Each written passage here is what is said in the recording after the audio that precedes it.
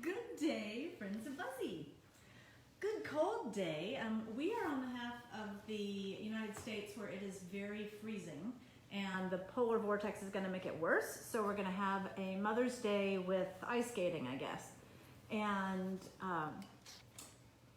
other than that, I've got some good news to share.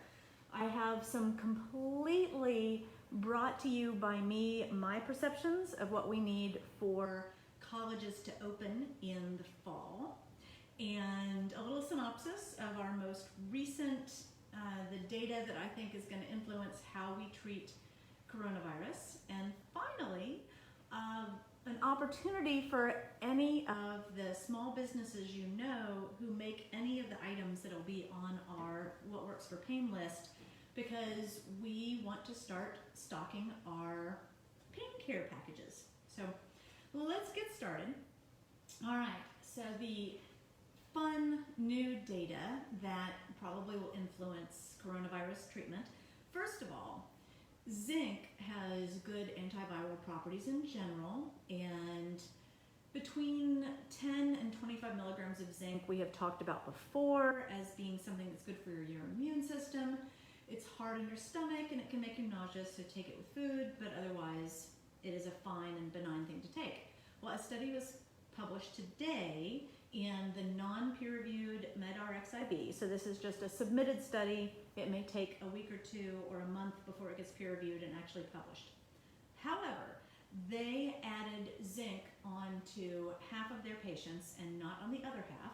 And the patients who had zinc in the hospital were more likely to go home and be discharged and not either die or go to hospice. So it was like 1.5 times more likely. But that's a pretty significant increase. And the only thing that was different in their care was zinc. So if you're not taking zinc for your immune system, or if you do get diagnosed with coronavirus, there is no reason not to take zinc. So I thought that was very positive. Other things that are interesting, so looking at the morbidities. Morbidity is a fancy word for things that go wrong.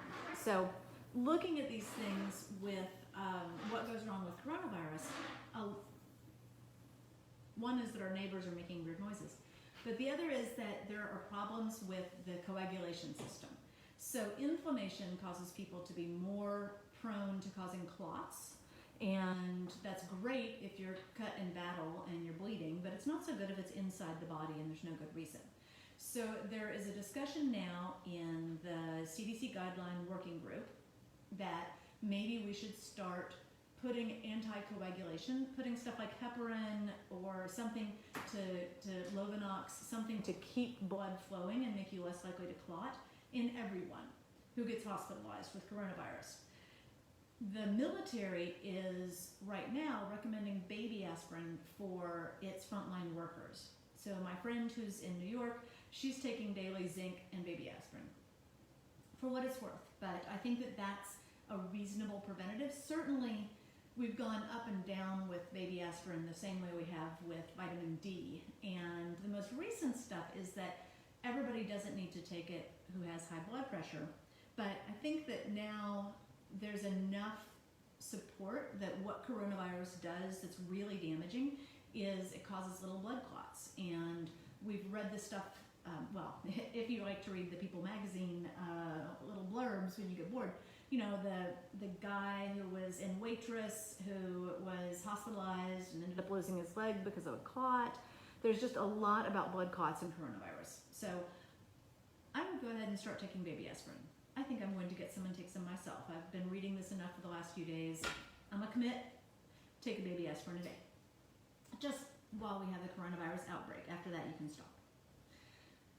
All right, unless your doctor tells you to, of course. But anyway, so first thing, zinc, good, no bad sides. Second thing, baby aspirin, talk to your doctor first, but if there's no reason not to, I think that in general it's a good support. Third thing, let's talk about kids. So a conglomeration study putting a lot together came out and found that pretty much across the board in all countries, only about 2% of coronavirus cases are in children. And the testing varied widely, but of those positive cases, between 0.3 and 10% of them were admitted. So very small numbers. In Atlanta, Georgia, we have only had about 24 children admitted since the beginning of the whole crisis. So a very small number. And this brings me to my thoughts for the day, rant for the day. What are we going to need to do to be able to allow college students to go back? So most of the studies looking at that children, they were just looking up to age 18.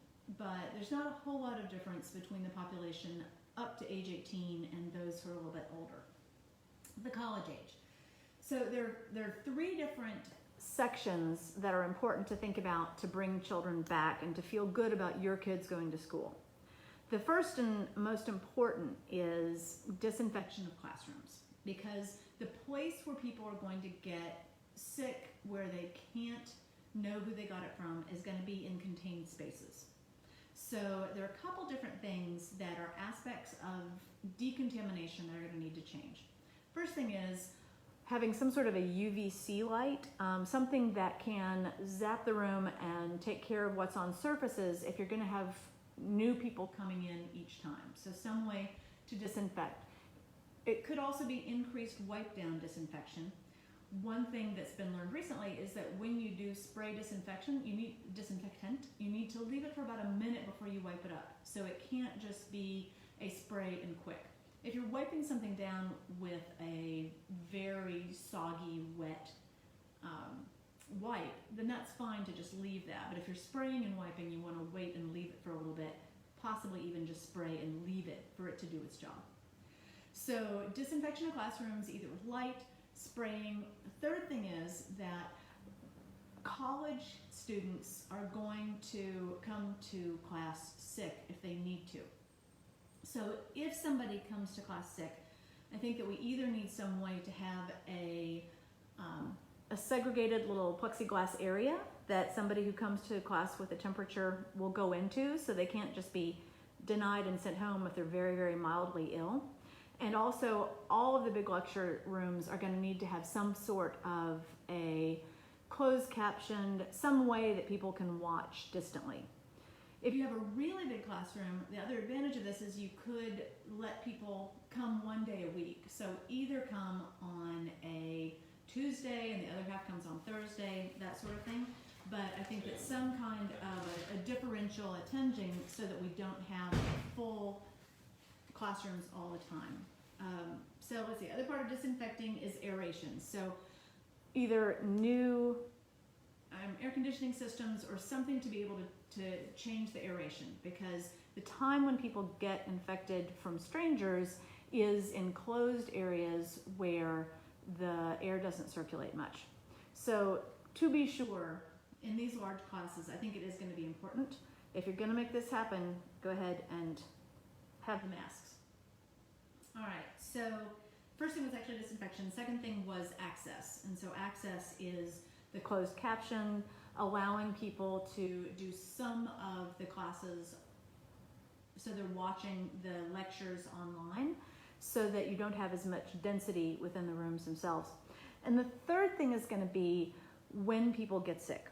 So another study that came out today found that actually only about 3% of the people in Washington State who tested negative and then they retested and they were positive, that was only about 3% of the entire 28,000 people that were tested.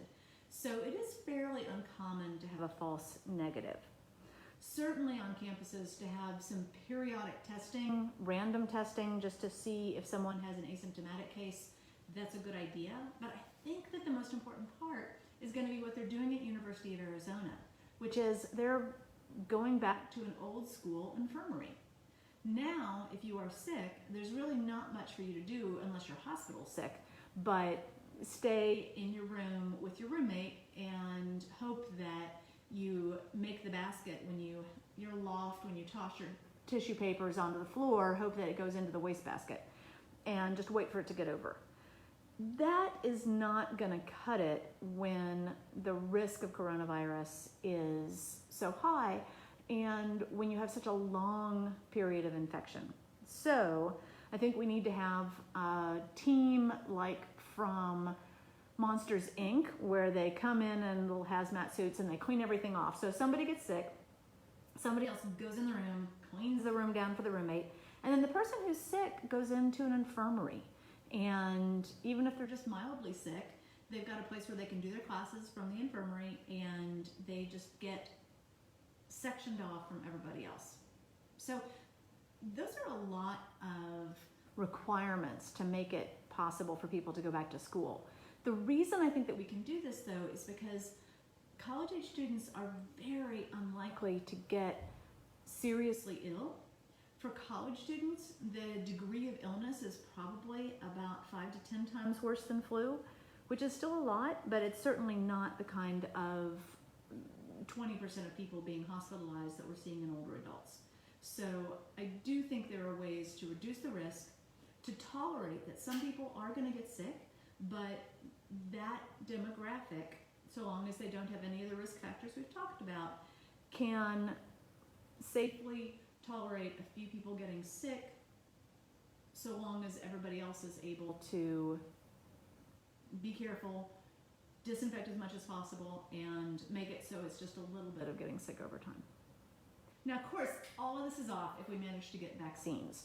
And so on Monday, I'm going to talk about where we are with vaccines and talk about needle phobia, because one of the issues now is that 63% of people who were born in the year 2020,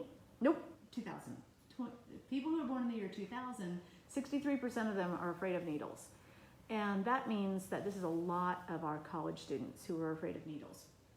So we've got to talk about what people can do to decrease their fear of needles now, before we get to the place where people need to be taking a vaccine if, fingers crossed, it's available. All right, my final thing. So as you know, we have Vibracools, which are for home pain management, and we have a lot of pain partners who have donated a bunch of the different items we have on our What Works for Pain sheet. Now, somebody today was telling me that they got a little intimidated by the whole concept of Vibracool, and it's very simple. Basically, if it's a recent injury, you want to put ice on it, and ice can go on the back, and then you just attach it where you hurt. This one's a knee one, we have elbow, we have wrist, we've got plantar, but just ice goes where you hurt, and then this goes on top, and then there is a vibration unit that is a specific vibration frequency to increase blood flow, to separate muscle fibers that are stuck so you don't rip them when you start moving again, and the frequency is the one that blocks pain the best, which is what we're using for the needle pain.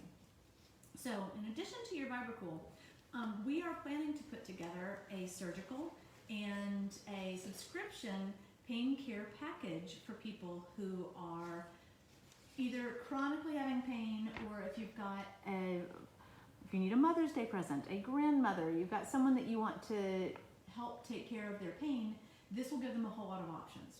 So to this end, while businesses are having such a terrible time, we want to start making partnerships, not only with people that are donating things, but we also want to start getting some of these items and help you if you've got excess inventory, help you if you're deciding to go into a different job or you're just not selling enough. But this is online on our What Works for Pain site, and if you know anybody who makes things like magnesium, turmeric tea, has boswellia, omega-3 fatty acids, analgesic creams. We've already got the wonderful partners with our Feel Good Labs and our cold Neptune ice. Comfrey. This would also include everything from teas to creams to anything you can rub on, lip balm, and then the physical treatments, trigger point devices, tape, and particularly probably the mind-body solutions. So we have Aracena, our lovely partners who have provided the sleep aromatherapy, but there's aromatherapy for stress, there's aromatherapy for, there is even for pain, for nausea. There are a lot of different mechanisms that we can use with that. There are candles, there are bath bombs, some that have magnesium in them. Anyway, if you or someone you know is in a company that makes those, please contact us. We're in Atlanta, Georgia.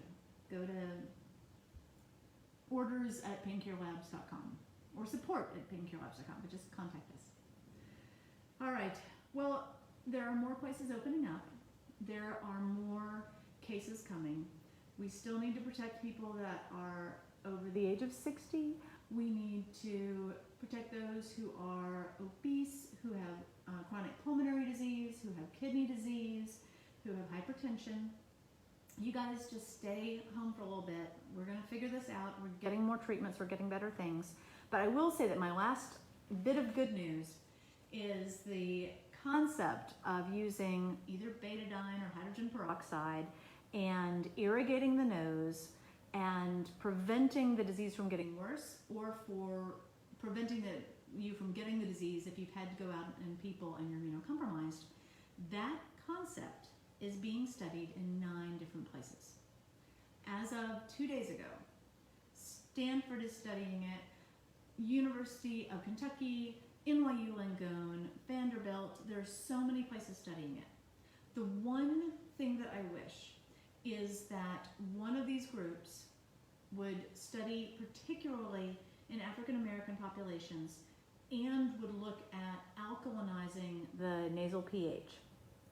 The statistics of how the disease is spreading in the United States is appalling when you look at racial diversity, because of the places where there have been, I've got the numbers down, so 22% of the counties where they've looked at for all the people who are getting COVID, 22% of them have African Americans as the predominant members of the society there. And those counties, that 22% that's predominantly African American, counts for 52% of the diagnoses and 58% of the mortalities in this country. So there is clearly a very disproportionate burden on our Black communities. And one of the things that could help the Black communities the most is changing the pH, needs to be tested, but changing the pH of the nasal mucosa to make it less likely for the virus to be able to fuse. So that's my one thing, is I'm really excited that there's so many places looking at nasal irrigation. If you are African American and you are doing nasal irrigation, consider adding an extra half a teaspoon of baking soda, because I think that that's one particular aspect that none of these groups right now are studying that could change the pH and help lower the viral burden. And again, it's one of those things that it's not going to hurt. So hopefully we'll start to unravel some soon of why we've got such a disproportionate burden. But keep your friends and family safe. Try to do a little extra help for somebody who is vulnerable, who needs it.